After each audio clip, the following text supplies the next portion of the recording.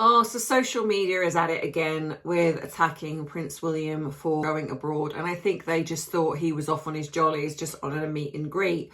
But of course, we know that's not true. Most of us use our brains. That is not true. But I'm going to break down, just in case there are anybody here that just doesn't quite understand what is going on in UK law and why royals do what they do. So if you're interested in the truth, not gossip, not clickbait, just facts, then this could be the channel for you. Please don't forget to like and subscribe if you haven't already, so you do not miss future uploads. So that being said, let's get into some bite-sized tea. So why was Prince William in Saudi Arabia meeting Mohammed bin Salman? But why does it cause outrage? Every single time a royal meets a controversial leader, it seems to be that people just really don't understand the dynamics of that. There are times when this is necessary. So Prince William was in Saudi Arabia at the request of the UK government. This was not a personal trip. He was not there on his jolly holiday, just, jaunting around. It was a formal diplomatic visit coordinated with the Foreign Office. And I just fail to understand why even media outlets, British media outlets who know the workings of the royal family and the government, do not, they miss this bit out. I have seen umpteen posts on social media from media outlets that are saying things like, Prince William, this was mind-boggling why Prince William would go to Saudi Arabia at a time like this, or I don't understand why Prince William would go and meet this guy. Like I say, as if he's just gone on holiday and met him. Missing out completely that this is to do with the UK government. And the only thing I'm left with is what I've said in other videos, is that this is just rage baiting, that the mainstream media have now just become tabloid press. They don't actually do any journalism anymore. And there doesn't seem to be any loyalty with the royal family either, I have noticed. So like I say, William was there. It's not a personal trip. It was a formal diplomatic visit coordinated with the Foreign Office. In a constitutional monarchy, senior royals represent the state internationally. They do not create foreign policy. They support it. So they are there, in a sense, to support the government. His role was to reinforce diplomatic, economic and strategic ties between the UK and Saudi Arabia. Okay, so who did he meet? So during the visit, William met with Crown Prince Mohammed bin Salman. I apologize if I have that name wrong. Saudi officials involved in environmental and economic initiatives, youth and cultural leaders connected to UK-Saudi partnerships. The meeting with MBS was the headline moment, but it was part of a wider program. The focus included trade, sustainability initiatives, and regional security cooperation.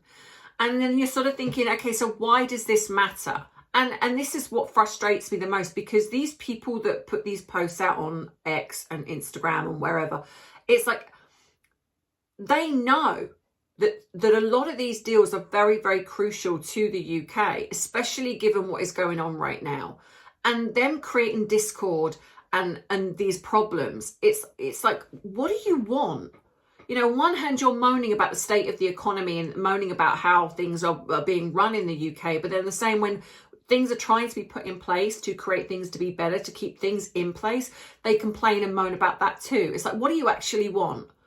The UK maintains significant ties with Saudi Arabia, trade and investments, defence cooperation, intelligence and security partnerships, energy discussions. If those relationships exist at government level, diplomatic engagement follows. And senior royals are often used because they operate above party politics. They are neutral, so they don't side with one or the other. They are neutral, and that's incredibly important, which is the role of the monarchy. They represent continuity, not party ideology. And so again, people fail to mention any of this when they're attacking the royal family.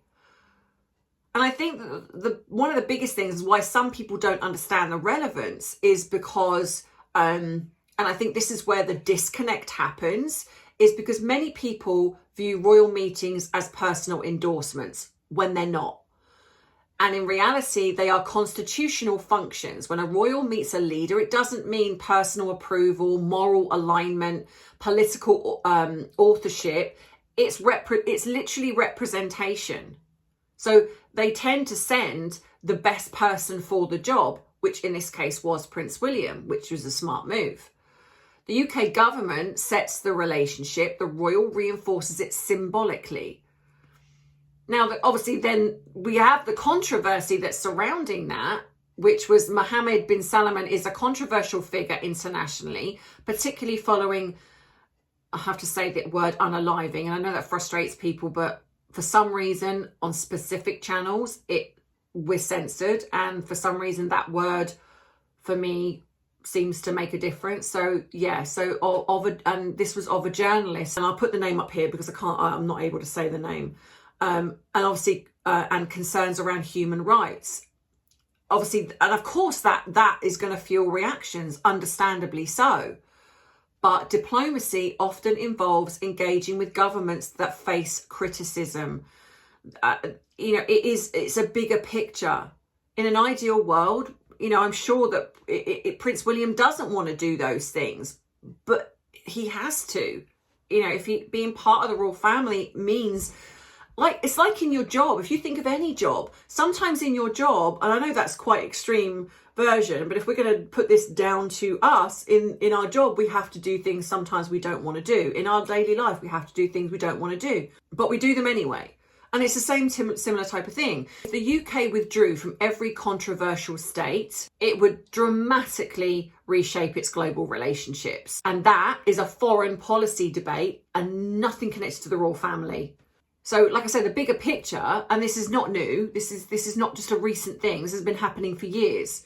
British royals have historically met Chinese leadership during major trade expansions, US presidents during politically divisive periods, Middle Eastern leaders during security negotiations. The Crown functions as a diplomatic bridge. It is part of Britain's soft power strategy, and that is the relevance of the royal family, which, all the people that go, oh, it's just about cutting ribbons. No, it's not. So you can have your personal thoughts and opinions about this. Of course, everyone's right to do so, but you can criticize Saudi policy. You can question the ethics of engagement, and you can even debate Britain alliances. These are legitimate discussions, but attacking William for doing his job, the thing he's actually paid to do, is, like I say, it's immature. There is much more to this. To understand William's role in this, or any royal, means you've got to understand the constitutional role. If you look at even other countries, they've all had to do the same. They've had to have conversations with very diverse political figures to keep this intact. It is not as simple as that. Do you think that the President of the United States enjoys every relationship that he has with some of the political leaders? Probably not. But he knows that he has to do that because of this very same thing. And this is what the monarchy does for us. He doesn't set foreign policy, he embodies it. And like I said, that's sometimes shaking hands with the people the public find uncomfortable. Yeah, so let me know in the comments what your thoughts and opinions are. And again, you're entitled to however you feel, but facts are facts. And, that's the point of these videos, is just keeping it real in a sense. So yeah, let me know. And if you've enjoyed this video, please like it. If you have not subscribed and you want to do so, please think about it, because it does help the algorithm. Please give me a hype if the option is available. And all of the links that you require are in the description box below if you want to support me in other ways. So I shall see you next week in the next video. And as always, take care of yourself, and I'll see you then. Take care. Bye-bye.